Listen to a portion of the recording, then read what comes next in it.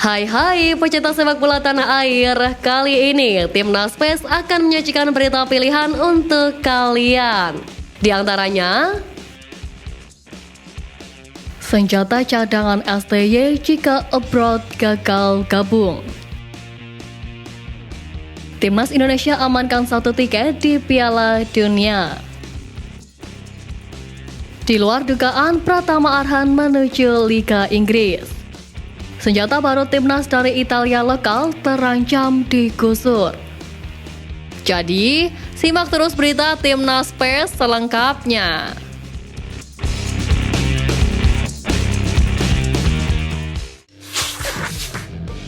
Piala Asia U23 2024 bukan agenda FIFA. Lantas, bagaimana jika Timnas Indonesia U23 tidak bisa memanggil pemain yang berkarir di luar negeri? Sedikitnya 5 pemain U23 sedang abroad.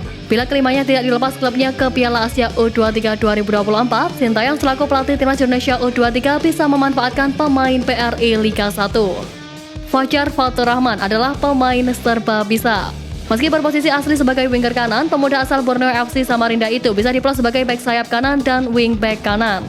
Kedua, ada Beckham Putra Nugraha yang bisa disiapkan andai Marcelino Ferdinand tidak bisa memperkuat Timnas Indonesia U23 di Piala Asia U23 2024.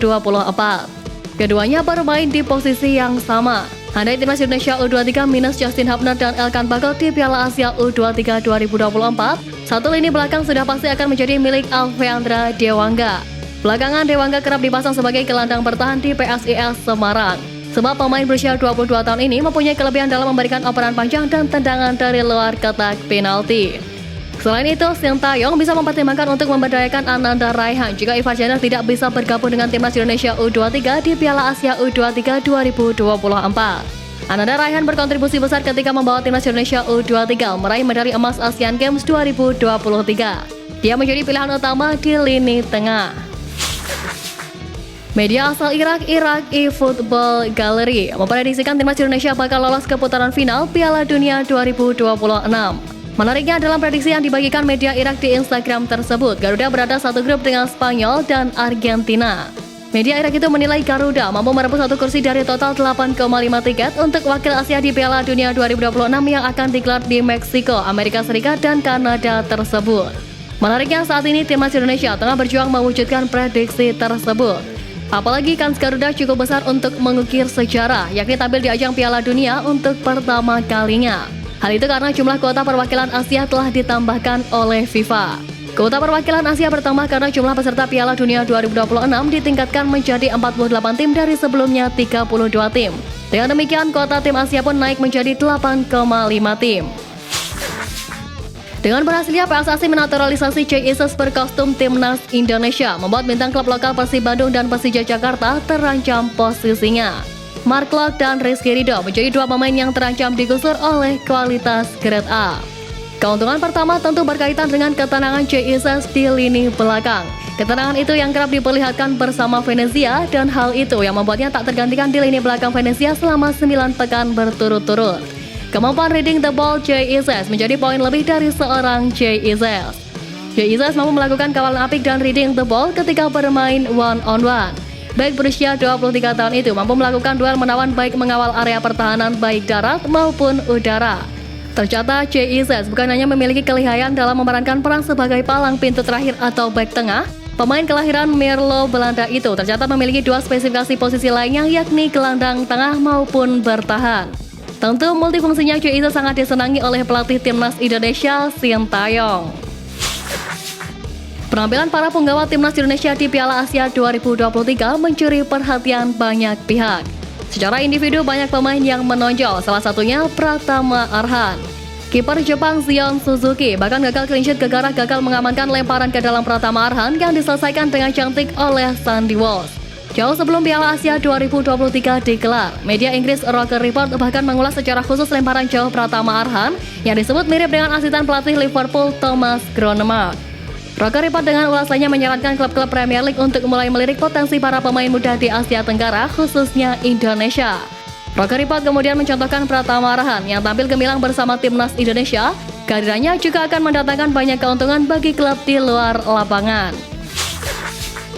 Timnas Indonesia pernah berharap kepada sosok Andri Syahputra untuk mau bergabung setelah karirnya di Qatar cukup cemerlang.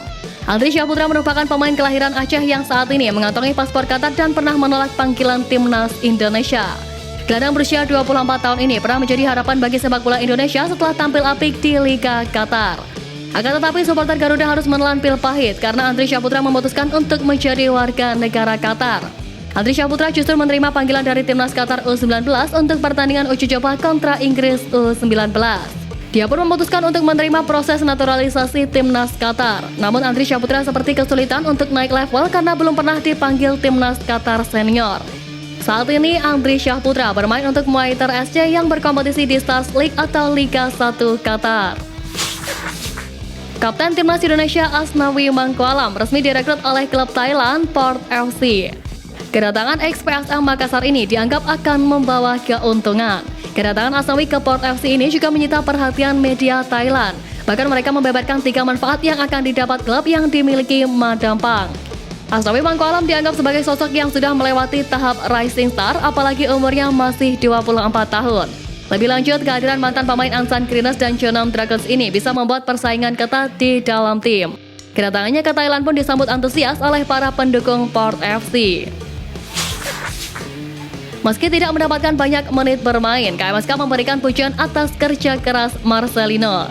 Sebab ia memperkuat klub usai tampil bersama Timnas Indonesia di Piala Asia 2023. Sementara itu, Marcelino hanya memiliki waktu istirahat selama 5 hari setelah tampil bersama Timnas Indonesia.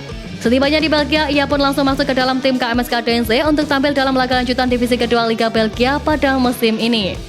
Meski tak banyak mendapatkan kesempatan untuk menunjukkan permainannya, kemenangan atas klub Brugge menjadi laga perdana Marcelino bersama KMSK DNC di musim 2023-2024.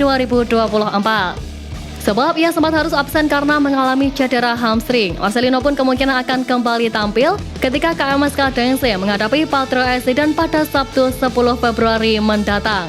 Kemenangan dalam laga tersebut akan membuat klub berkostum oranye itu memiliki peluang untuk menjadi juara divisi kedua Liga Belgia pada musim ini.